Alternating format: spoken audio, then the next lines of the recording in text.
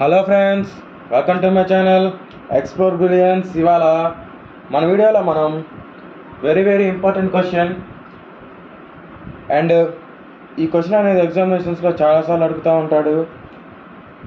ఏం లేదు, state and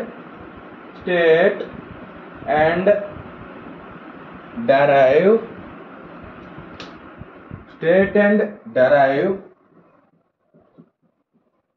the Gauss law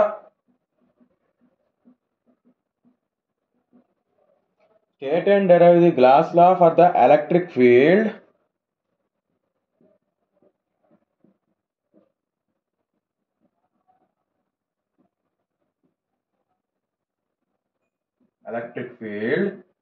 write it significance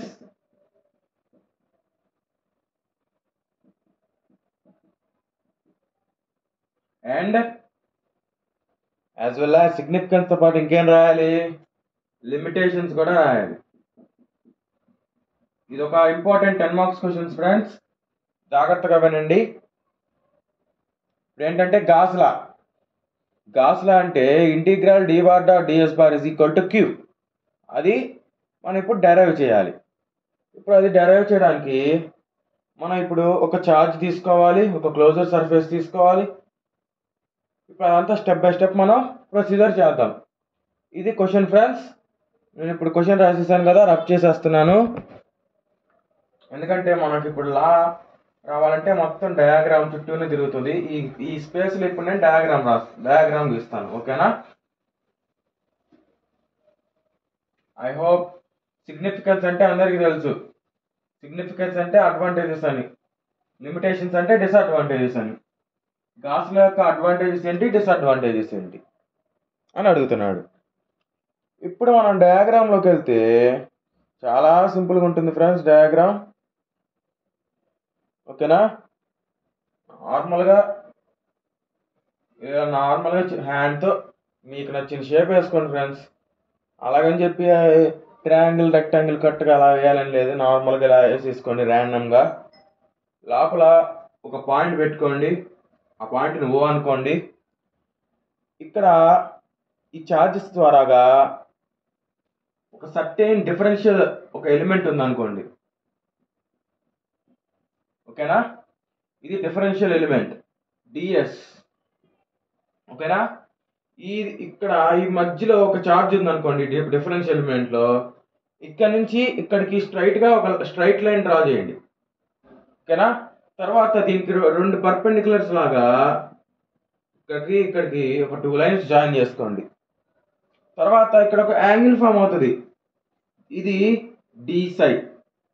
అంటే ఫ్లక్స్ అనేది ఈ యాంగిల్ మధ్య ఉన్న ఆ యాంగిల్ మధ్య ఉన్న ఫ్లక్స్ అనేది ఈక్వల్గానే ఉంటుంది. ఎటువంటి చేంజ్ ఉండదు ఫ్లక్స్లో.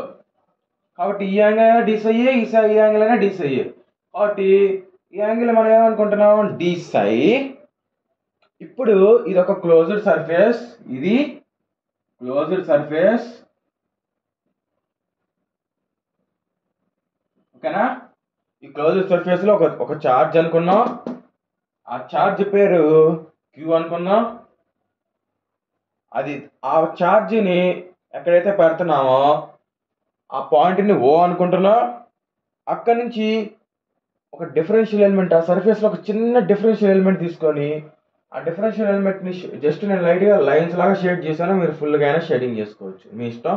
దాన్ని ds అనుకుంటే ఇప్పుడు by the resolution of vectors ఈ పాయింట్ అనేది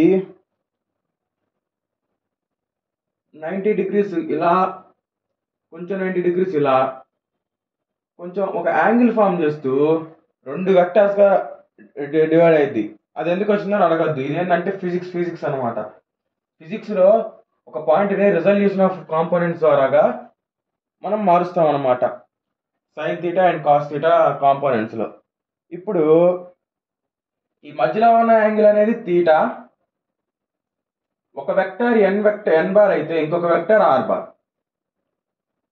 జస్ట్ మనం అలా పేర్లు పెట్టుకుంటాం friends.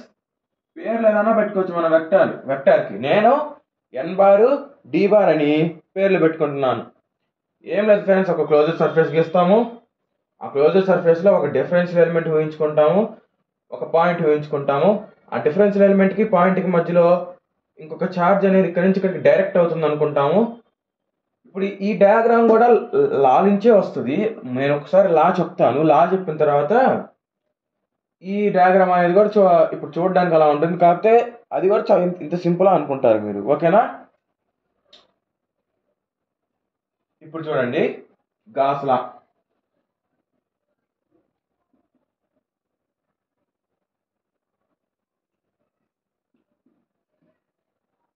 Gauss law states that the total electrical flux emanating from a closed surface. Gauss's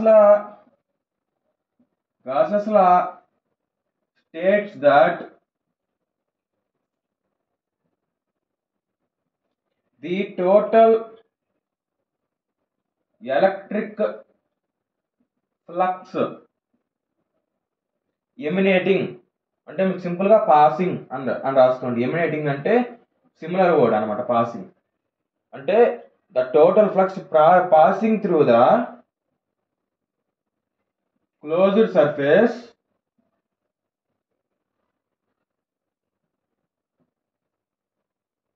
is equal to the, ఏం లేదు ఫ్రెండ్స్, ఎంతైతే పాస్ అవుతుందో అది ఎంతైతే ఎన్క్లోజ్డ్ అవుతుందో దానికి ఈక్వల్ అవుతుంది. Equal to the total charge enclosed by that surface.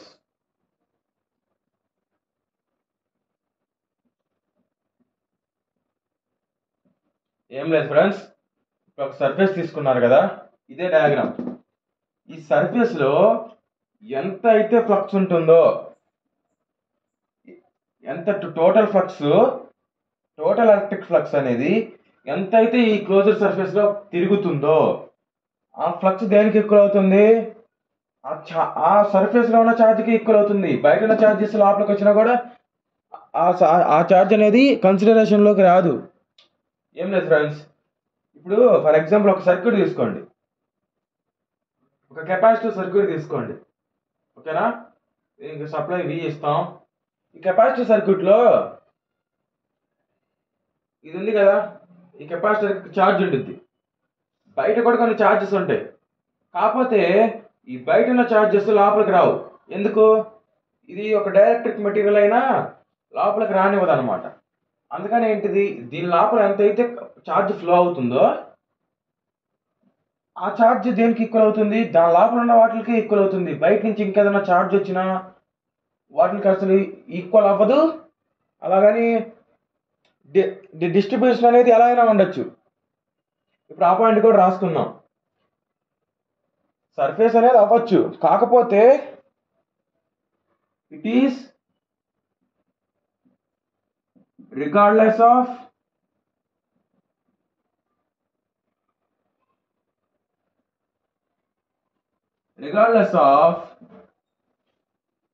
how the charges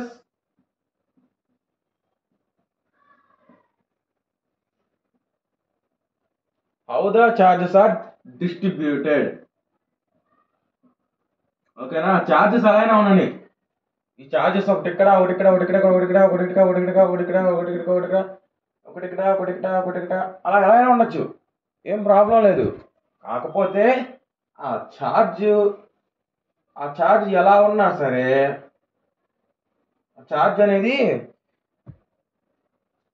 లోపల ఉన్న దానికి ఖచ్చితంగా ఈక్వల్ అవుతుంది. ఇప్పుడు దీన్ని బట్టి మీకేం అర్థం అవుతుంది? ఇంకొక పాయింట్ రాసుకోండి. దీని అర్థం ఏంటంటే ది అవుట్సైడ్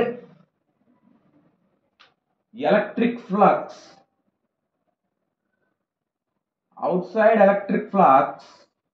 ఈజ్ 0. ఓకేనా? ఇప్పుడు ఇంకొకసారి చెప్తున్నాను, వినండి. ఈ లా అనేది అర్థమైతే డెరివేషన్ అనేది చాలా సింపుల్. డెరివేషన్ ఏం లేదు friends, closed integral of d bar dot ds bar is equal to q. ఇది గాస్ లా.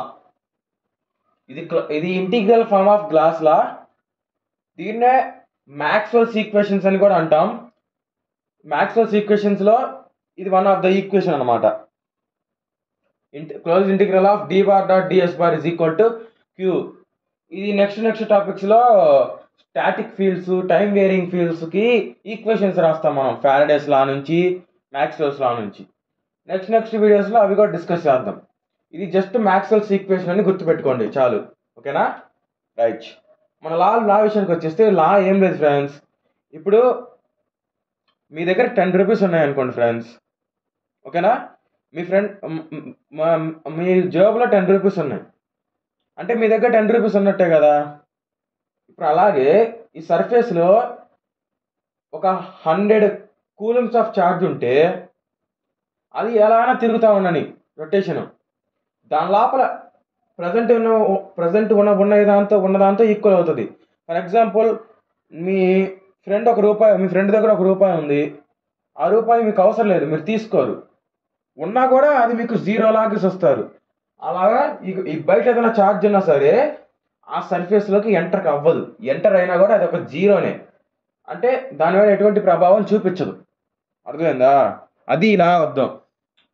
మళ్ళీ నెక్స్ట్ పాయింట్ ఏంటిది? ఇట్ ఈస్ రిగార్డ్లెస్, అంటే ఛార్జెస్ అని ఎలా అయినా డిస్ట్రిబ్యూట్ అవ్వని చెప్పాను కదా. ఎట్లా పడితే అట్లా. ఇప్పుడు ఫర్ ఎగ్జాంపుల్ ఇది ఒక క్లోజ్ సర్ఫేస్ అనుకోండి, ఛార్జెస్ ఇలానే ఉండాలని ఏం లేదు, ఎలా అయినా డిస్ట్రిబ్యూట్ అవ్వచ్చు. ఓకేనా? డిస్ట్రిబ్యూషన్ ఆఫ్ ఛార్జెస్ అనేది ఎలా అయినా అవ్వచ్చు, నో ప్రాబ్లం. కాకపోతే అవుట్ సైడ్ ఎలక్ట్రికల్ ఫ్లక్స్ ని 0 అనుకుంటాం. ఓకేనా? ఐ హోప్ లా అనేది అర్థమైంది అనుకుంటున్నాను. ఇప్పుడు ఈ డయాగ్రామ్ ని బేస్ చేసుకొని ఈ ఈక్వేషన్ ని తెచ్చుకోవాలి మనం. అది ఎలా తెచ్చుకుంటాం అనేది ఇప్పుడు క్వశ్చన్. ఓకేనా? రైట్. ఈ డయాగ్రామ్ అందుకే ఫ్రెండ్స్ క్వశ్చన్ రబ్ చేసి మరి ఇక్కడ వేసాను. ఈ డయాగ్రామ్ ని బేస్ చేసుకొనే మనకి ఇప్పుడు ఈ లా మొత్తం నడిచేది. కాబట్టి జాగ్రత్తగా వినండి.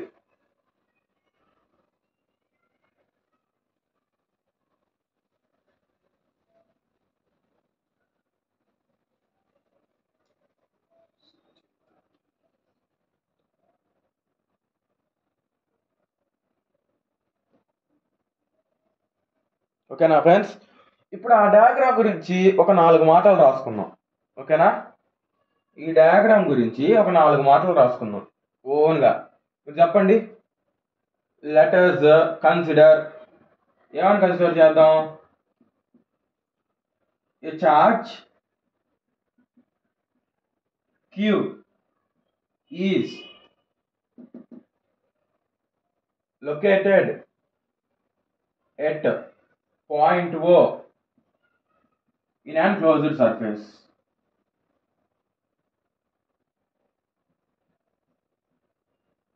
ఓకేనా? ఒక ఛార్జ్ని కన్సిడర్ చేద్దాం. అది ఎక్కడ ఉందంటే ఒక పాయింట్ O అనే పాయింట్ దగ్గర అది లొకేట్ అవుతుంది ఛార్జ్. దేంట్లో? ఒక క్లోజ్డ్ సర్ఫేస్లో. దాన్ని ఏం చేద్దామంటే as shown in above figure, ఈ పైన ఫిగర్లో ఎలా అయితే కనబడుతుందో అలాగా. నెక్స్ట్ ఇది ఎలాంటి మీడియం అంటే హోమోజీనియస్. ఈ సర్ఫేస్ అనేది హోమోజీనియస్ ఐసోట్రోపిక్ మీడియం. ఈ పాయింట్ అనేది గుర్తుండదులేండి, స్కిప్ చేసేయండి. కాకపోతే it has A permittivity of epsilon, లేదా దాన్నే డైఎలక్ట్రిక్ కాన్స్టెంట్ అంటాం. లేదంటే దాన్నే డైఎలక్ట్రిక్ కాన్స్టెంట్ కాకపోయినా ఇంకొక మాటలో ఏమంటాం? ఎప్సిలాన్. ఆ ఎప్సిలాన్ పర్మిటివిటీ అంటాం. మీరు ఇక్కడ it has an permittivity. Epsilon అనైనా రాసుకోవచ్చు, it has a dielectric constant అయినా రాసుకోవచ్చు. ఎప్పుడైనా ఫ్రెండ్స్ మనం చదువుకునేటప్పుడు గుర్తుండేవి, అర్థమయ్యేటట్టు మన ఓన్ వేస్లో రాసుకోవాలి. డయాగ్రామ్ చూసి రాసేటట్లు ఉండాలి మన పాయింట్స్, అంతేగాని బట్టి కొట్టేటట్లు ఉండకూడదు. నేనైతే అదే నమ్ముతాను. ఈ డయాగ్రామ్ బట్టి రాస్తున్నాను. ఇప్పుడు నెక్స్ట్ ఈ డిఫరెన్షియల్ ఎలిమెంట్ని ఊహించుకోవాలి మనం. ఓకేనా? ఒక డిఫరెన్షియల్ ఎలిమెంట్ని ఊహించుకోవాలి మనం. ఈ రెండింటిని కన్స్ట్రక్ట్ చేయాలి.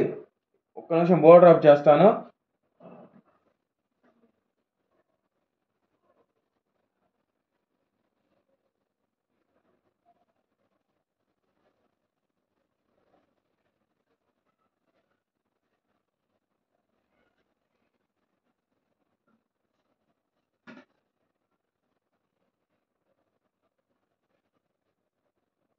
ఓకేనా friends, sorry for the delay. ఇప్పుడు చూడండి, ఒక డైరెక్ట్ కాన్స్టెంట్ టీ ఉంటుంది ఈ మెటీరియల్కి. ఇప్పుడు a differential element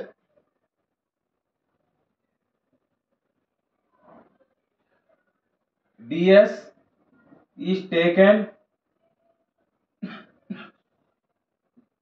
in a closed surface as shown in above figure.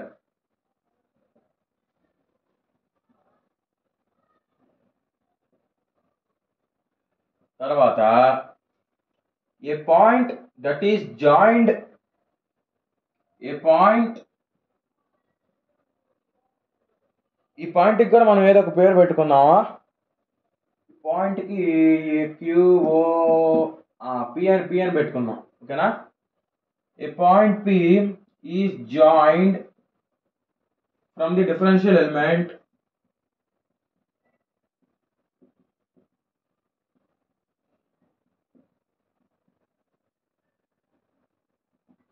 Differential element దగ్గర నుంచి పాయింట్ P అనేది ఫామ్ అయింది. ఫ్రమ్ పాయింట్ P దగ్గర నుంచి వచ్చింది. ఈ పాయింట్ P దగ్గర నుంచి ఈ ఓకి వస్తుంది. ఈ joint from the differential element to O. Next ఇంకా ఈ ఫిగర్లో ఏమేమి కనిపిస్తున్నాయి మనకి? And it is named as R. Sorry friends, ఇది క్యాపిటల్ ఆర్ రాసాను, అక్కడ స్మాల్ ఆర్ రాసినప్పుడు ఇక్కడ కూడా స్మాల్ ఆర్ రాసుకుందాం. ఓకే, ఇప్పుడు ది పాయింట్ P రిజాల్వ్స్ రెండు వెక్టర్స్ ని రిజాల్వ్ చేస్తుంది. రిజల్యూషన్ ఆఫ్ వెక్టర్స్ అనే టాపిక్ లో వస్తుంది అనమాట. Resolve n bar and d bar. And ఆ రెండు ఏంటిది? Unit vectors. ఓకేనా? They are unit vectors. Okay, next I hope మీకు అర్థమైంది అనుకుంటున్నాను. ఈ డయాగ్రామ్ చూసి ఈ డయాగ్రామ్ లో ఉన్నదానే రాస్తున్నాను, నేనేం కొత్తగా ఏం రాయట్లేదు. మన ఫ్రెండ్స్ కాన్సెప్ట్ అర్థం చేసుకొని మ్యాటర్ రాసుకుంటా పోవాలి. బుక్లో అది యాజ్ ఇట్ ఈజ్ రాయాలంటే అది బట్టి అవుతుంది. అర్థం చేసుకుని మన సొంత మాటల్లో రాస్తే అప్పుడు మన టాలెంట్ అర్థం అవుతుంది మనకి. నేను అదే నమ్ముతాను. నేను ఇప్పుడు మ్యాటర్ కూడా అలానే రాస్తున్నాను.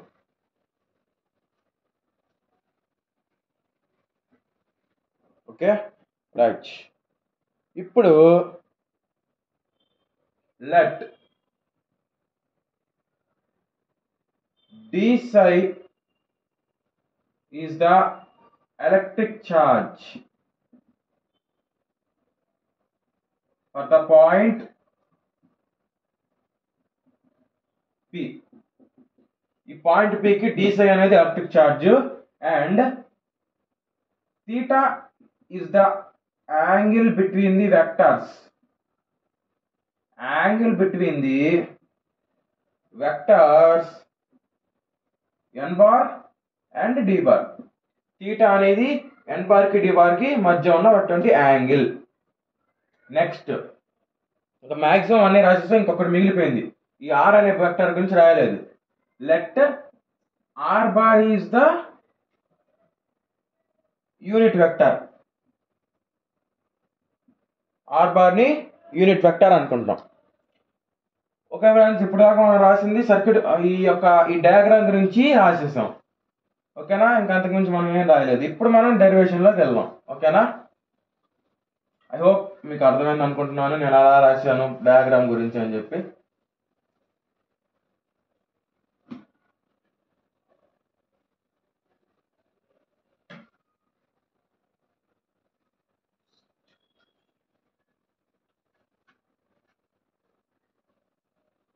ఓకేనా ఫ్రెండ్స్, ఇప్పుడు చూడండి, from coulombs law.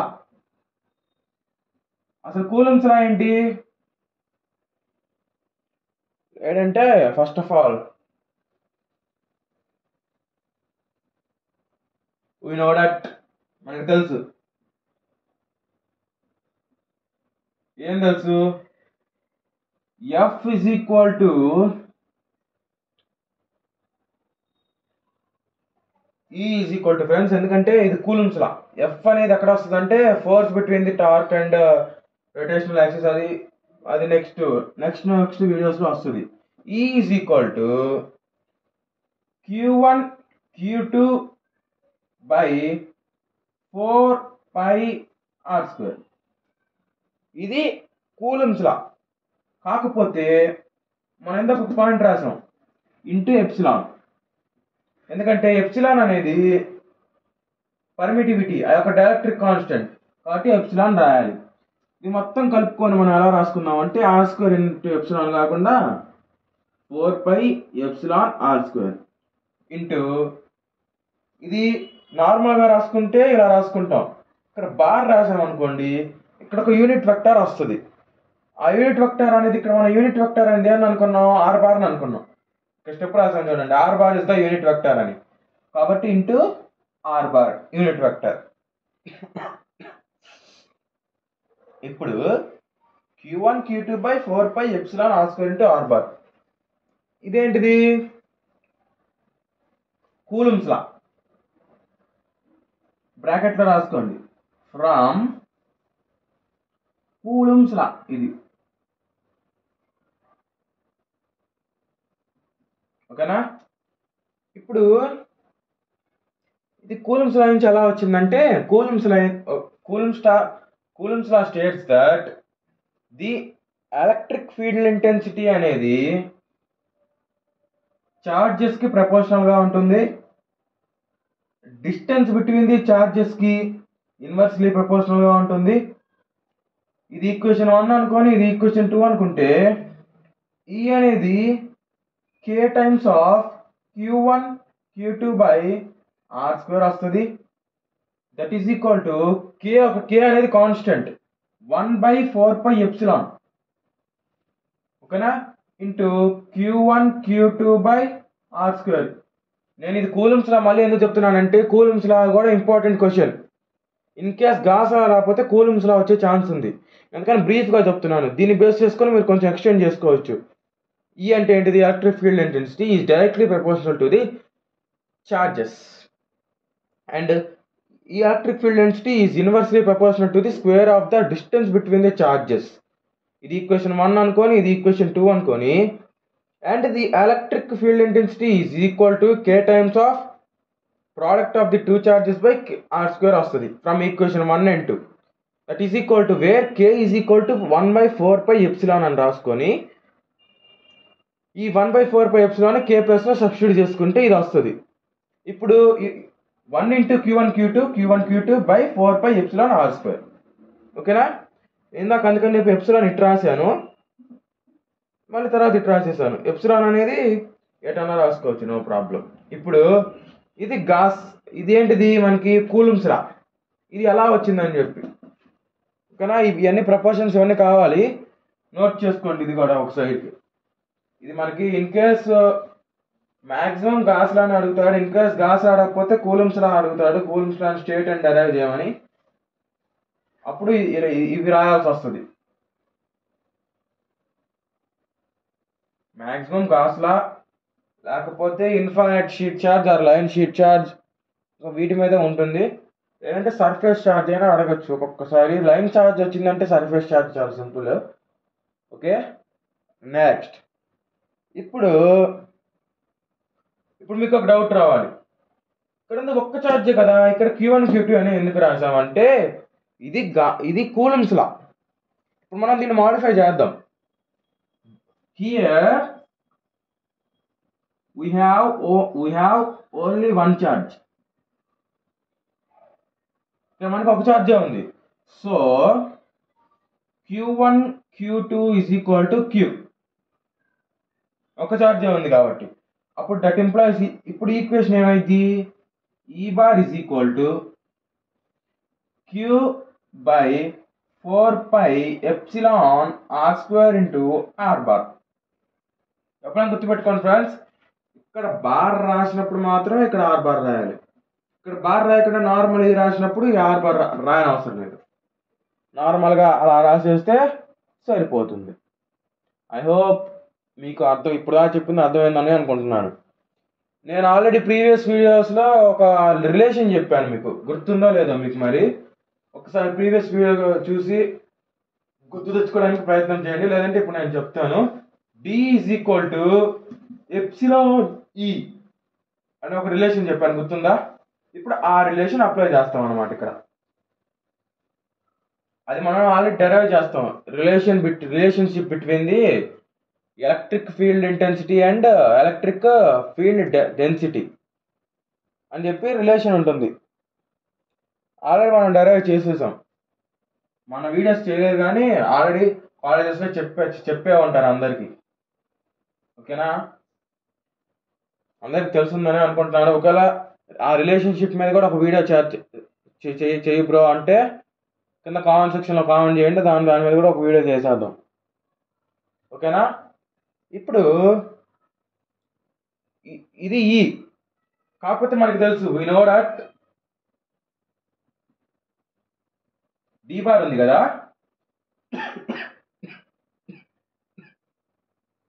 D bar అనేది ఎప్సిలాన్ ఈ బార్కి ఈక్వల్ అవుతుంది. ఎప్సిలాన్ ఈ బార్కి ఈక్వల్ అవుతుంది. That is equal to epsilon ఈ బార్ ప్లస్ సబ్స్టిట్యూట్ చేయండి, Q by 4 pi epsilon R square into R bar. ఇప్పుడు epsilon gets cancel, that is equal to Q by 4 pi R square into R bar. ఓకేనా friends? ఇప్పుడు D bar వచ్చేసింది. ఓకేనా? కాకపోతే మనకి D bar కాదుగా, D bar వస్తే సరిపోదు.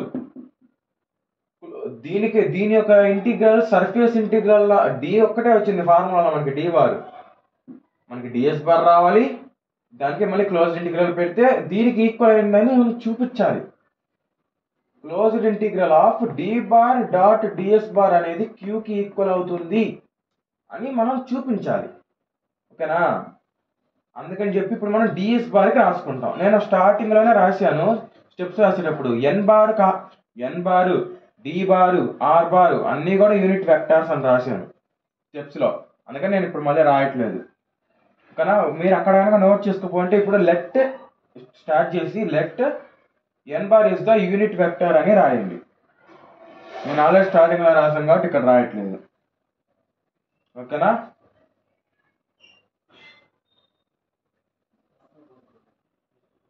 ఇప్పుడు చూడండి, ఇప్పుడేంటి, నేను ఆల్రెడీ ఫస్ట్లో పాయింట్స్ రాసేసాను. N bar unit vector, angle theta అనేది D బార్కి N బార్కి మధ్యన యాంగిల్, ఇవన్నీ రాసేసాను పాయింట్స్. కాబట్టి from figure DS bar is equal to N bar dot DS. ఇది ఎలా వచ్చిందని అడగద్దు, ఇది ఫిజిక్స్ అన్నమాట. కాబట్టి ఇది అలా గుర్తుపెట్టుకోవాల్సిందే. ఓకేనా? ఇప్పుడు వి నో దట్ మనకేం తెలుసు, ది టోటల్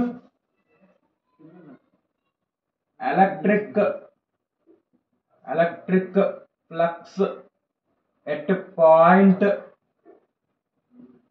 P ఈజ్, ఒక్క నిమిషం friends,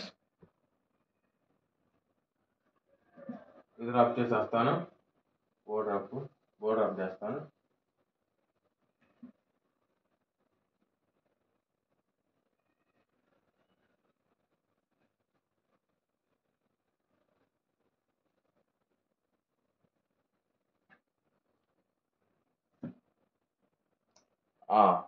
Point P is the dot product.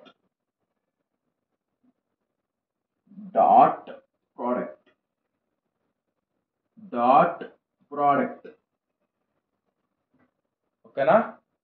Total flux అనేది పాయింట్ P దగ్గర ఉన్నది. Dot product is given by, ఇది formula friends, d psi is equal to d bar dot ds.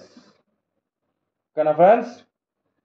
ఎప్పుడైనా సరే in case నేను ఎక్కడైనా ఇలా బార్లు రాయడం మర్చిపోతే రాసుకోండి. ఎందుకంటే డి బార్ అనేది బార్ ఉంది, డిఎస్ బార్ కూడా బార్ ఉండాలి. ఓకేనా? కాబట్టి DA bar into DS bar. మనకి డి బార్ తెలుసు, డిఎస్ బార్ తెలుసు. డి బార్ ఎంత? Q by 4π.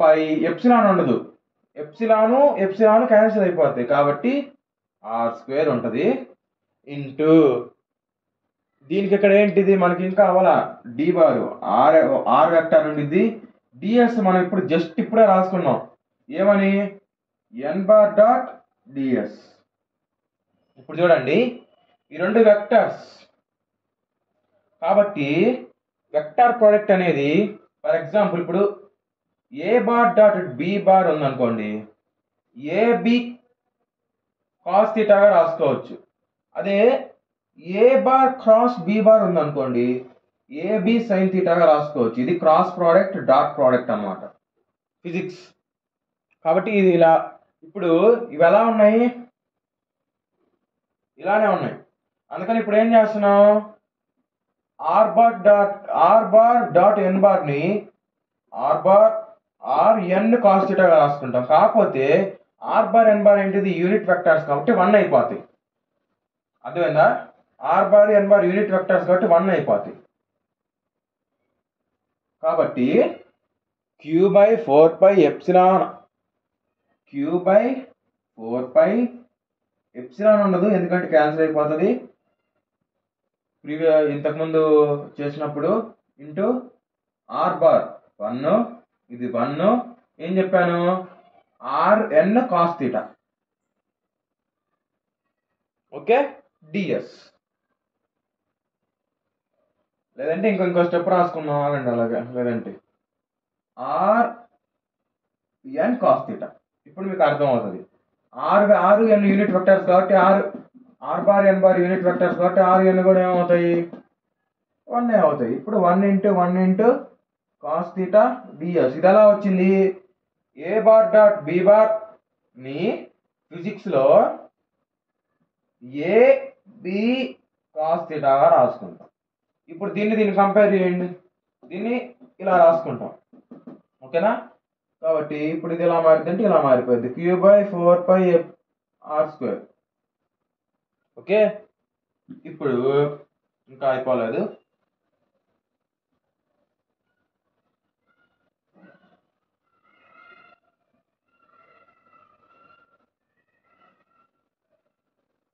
ఓకేనా? వీడియో కొంచెం లెంత్ ఎక్కువ అవుతుందని చెప్పి వీడియో చూడడం ఆపేది ఫ్రెండ్స్. ఇది చాలా ఇంపార్టెంట్, ఎక్కువసార్లు ఎగ్జామినేషన్లో అడుగున్నారు కాబట్టి ఓపిక తెచ్చుకొని వినండి. ఓకే, ఇప్పుడు క్యూ బై 4π r², ఇది ఇలానే ఉంటుంది, దీనేం కదిలియద్దు. కాకపోతే ఇక్కడ 1 into cos theta into DS. ఇప్పుడు మనకి డి సై వచ్చింది. ఇప్పుడు మనం కనుక్కోవాల్సింది ఏంటి, సై కావాలి. ఎందుకు, ఈ సై ఉంటేనే సైకి క్యూకి మధ్య రిలేషన్షిప్ వచ్చిన తర్వాతే మనం ఇది డెరైవ్ చేయగలం. కాబట్టి ఇది కొంచెం ఇమాజినరీగా ఉంటుంది. ఈ ఎలక్ట్రికల్ సర్క్యూట్ అనాలిసిస్ లాగా సర్క్యూట్ని బట్టి ఫార్ములాస్ చేసేయడం కాదు. దీనికి కొంచెం ఫిజిక్స్ నాలెడ్జ్ ఉండాలి, మ్యాథమెటికల్ నాలెడ్జ్ ఉండాలి, లేకపోతే ఇదేమి అర్థం కాదు. ఈ ఎలక్ట్రోమాగ్నెటిక్ ఫీల్డ్ థియరీ కొంచెం మీ బుర్రలో కొంచెం ఇక్కడ పెట్టి వినండి జాగ్రత్తగా. ఫిజిక్స్ మ్యాథమెటిక్స్ నాలెడ్జ్ ఉన్న వాళ్ళకి అప్పుడప్పుడు కన్ఫ్యూజ్ అవుతారు. అసలు ఏం నాలెడ్జ్ లేకుండా ఉంటే కొంచెం కష్టమే, కాబట్టి కొంచెం జాగ్రత్తగా వినండి. ఓకేనా? రైట్. ఇప్పుడు the total flux, the total electric flux, the total electric flux అంటే ఏంటి? సై ఈజ్ అబ్టైన్డ్. ఎప్పుడు వస్తుంది మనకి అంటే, ఎప్పుడైనా గుర్తుపెట్టుకోండి, ఒక డిఫరెన్షియల్ ఎలిమెంట్ ఉంటే ఆ డిఫరెన్షియల్ ఎలిమెంట్ ఇంటిగ్రేషన్ చేసినప్పుడు మనకి టోటల్ సర్ఫేస్ యొక్క ఎలక్ట్రిక్ ఫ్లక్స్ వస్తుంది. ఫర్ ఎగ్జాంపుల్ ఇక్కడ డిఫరెన్షియల్ ఎలిమెంట్ అనేది డిఎస్ ఉంది, దానికి టోటల్ రావాలంటే దానికి ఇంటిగ్రేషన్ చేసుకోవాలి మనం. కాబట్టి ఇప్పుడు ఇంటిగ్రేషన్ చేసుకుంటాం. Is obtained by integrating D psi. D సైని ఇంటిగ్రేట్ చేసినప్పుడు with a closed integral, normal integral కాదు, by integrating D psi with and closed surface అని రాసుకోండి. అంటే విత్ అండ్ క్లోజ్డ్ సర్ఫేస్ అంటే క్లోజ్డ్ ఇంటిగ్రల్ అని అర్థం. ఇప్పుడు మనకి ప్రీవియస్ ఈక్వేషన్ ఏముంది? D psi is equal to Q by 4 pi R square into cos theta into DS అలా ఉంది. ఇప్పుడు దీంట్లో ఇంటిగ్రేషన్ సబ్స్టిట్యూట్ చేసుకోండి.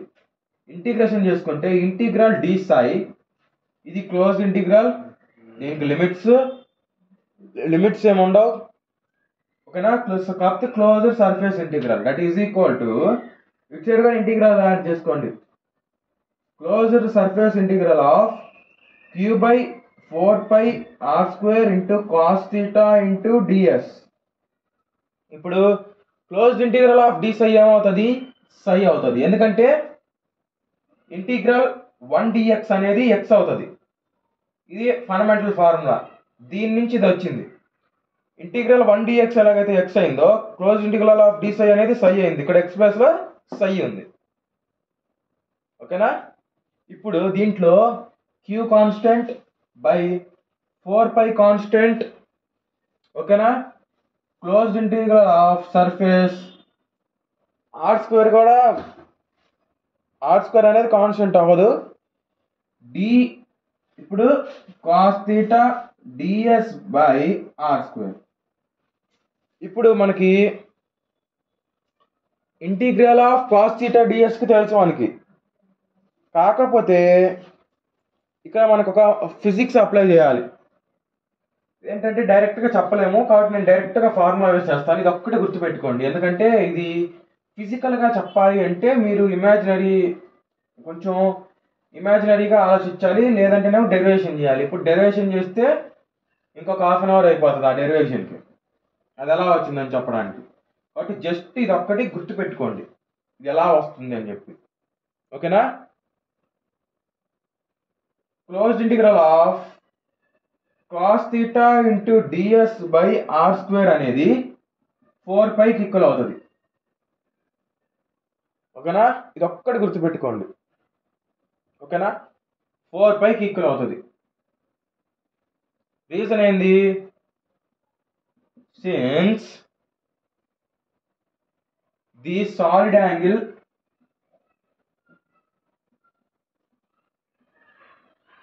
DO suspended by DS, suspended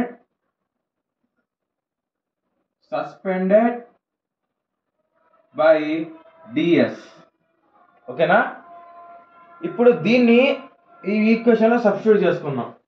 closed integral కాదు, క్లోజ్డ్ సర్ఫేస్ ఇంటిగ్రల్ అనాలి, ఎందుకంటే ఇక్కడ సర్ఫేస్ ఉంది, క్లోజ్డ్ ఉంది. Closed surface integral of cos theta into కాదు dot DS by R square is equal to 4 పై.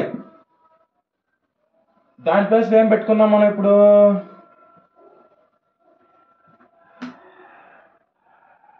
దీని ప్లేస్లో 4π పెట్టుకున్నా. ఓకేనా? దీని తర్వాత మన డెరివేషన్ పూర్తి అవ్వడానికి వచ్చింది. దీని ప్లేస్లో 4π సబ్స్టిట్యూట్ చేసుకోండి. అప్పుడు ఈ సై అనేది ఏమవుతుందంటే q/4π ఇంటూ 4π అవుతుంది. ఎందుకంటే దీని ప్లేస్లో ఈక్వలెంట్ 4π అనమాట. రీజన్ వచ్చేసి ఇది ఫిజిక్స్ అనమాట. కొంచెం ఫిజిక్స్ నాలెడ్జ్ ఉన్న వాళ్ళకి అయితే అర్థం అవుతుంది. 4π అనేది క్యాన్సిల్ అయిపోతుంది. దట్ ఈజ్ ఈక్వల్ టు సై అనేది క్యూకి ఈక్వల్ అవుతుంది. కాకపోతే మనకి సైకి ఒక ఫార్ములా ఉంది. ఏంటి? మళ్ళీ ఇప్పుడు కొంచెం వెనక్కి వెళ్ళండి. మనకి సైని మనం ఎలా తెచ్చుకున్నాం? Closed surface integral of D psi నుంచి తెచ్చుకున్నాం. మళ్ళీ క్లోజ్డ్ ఇంటిగ్రల్ ఆఫ్ డి సైని మనం ఎక్కడి నుంచి తెచ్చుకున్నాం? Closed integral of D bar dot డిఎస్గా తెచ్చుకున్నాం. చూడండి, క్లోజ్డ్ ఇంటిగ్రల్ అలానే ఉంది. ఏమవ్వాలా? క్లోజ్డ్ సర్ఫేస్ ఇంటిగ్రల్ అనేది. ఓకేనా? క్లోజ్డ్ సర్ఫేస్ ఇంటిగ్రల్ అక్కడికి వెళ్ళాలా? అక్కడే ఉంది. కాకపోతే డి సై యొక్క వాల్యూ గుర్తించుకోండి. ఈ డెరివేషన్ స్టార్టింగ్ లో D psi is equal to D bar dot DS bar అని రాసాం. గుర్తించుకోండి. లేదంటే ఒకసారి మళ్ళీ వీడియో వెనక్కి వెళ్ళి చూడండి. వీడియో స్టార్టింగ్ లో రాసాం డి సై ప్లస్ లో డి బార్ డాట్ డిఎస్ రాసాం. ఇప్పుడు ఏంటిది? సై ప్లస్ లో ఏం రాసుకోవచ్చు మనం? Close surface integral of D bar dot DS bar is equal to ఇది రాసుకోవచ్చు. ఇప్పుడు దీన్ని ఇక్కడ సబ్స్టిట్యూట్ చేయండి. Closed surface integral of D bar dot DS bar is equal to Q. ఓకేనా? ఇదే మన గాస్ లా ఈక్వేషన్. మీకు డౌట్ రావాలి, ఇక్కడ సర్ఫేస్ ఎందుకు పెట్టలేదంటే మనం ఆల్రెడీ గాస్ లా థీరంలోనే ఉంది. మనం ఒక క్లోజ్డ్ సర్ఫేస్ తీసుకుంటాం అని చెప్పి. కాబట్టి ఇక్కడ క్లోజ్డ్ ఇంటిగ్రల్ పెట్టామంటే క్లోజ్గా ఏది ఉంటుంది? సర్ఫేసే కదా. ఈ క్లోజ్డ్ ఇంటిగ్రలే మనకి సర్ఫేస్ అని ఇండికేట్ చేస్తుంది. మీరు ఎస్ఎన్ సపరేట్గా పెట్టినా పెట్టకపోయినా ఇబ్బంది లేదు. కాబట్టి సర్ఫేస్ అని పెట్టుకోండి, నో ప్రాబ్లం. అప్పుడు క్లోజ్డ్ సర్ఫేస్ ఇంటిగ్రల్ అనే ఐడియా వస్తుంది. పెట్టుకోకపోయినా ప్రాబ్లం లేదు. ఎందుకంటే క్లోజ్గా ఉండేది ఒక సర్ఫేసే. లైన్ కానీ ఇన్ఫైనైట్ ఛార్జ్ కానీ ఏది క్లోజ్డ్గా ఏమి ఉండదు. దిస్ ఈజ్ ది గాస్ లా. కాకపోతే ఇది బాగా గుర్తుపెట్టుకోండి. ఈ వీడియోలో చెప్తున్నా ఈ మాట నేను. దీన్నే మనం one of the Maxwell's equations అంటాం. నెక్స్ట్ వీడియోస్లో దాని గురించి కూడా మాట్లాడుకుందాం. ఇది one of the Maxwell's equation. బాగా గుర్తుపెట్టుకోండి. ఐ హోప్ ఈ వీడియో అనేది అందరికి బాగా అర్థమైంది అనుకుంటున్నాను. ఇన్ కేస్ ఏమైనా డౌట్స్ ఉంటే కింద కామెంట్ సెక్షన్లో కామెంట్ చేయండి. మా ఈ వీడియోలో మీకు నచ్చినట్లయితే please do like, share and subscribe. ఇంకో వీడియోలో మళ్ళీ కలుద్దాం. అంతవరకు బాయ్.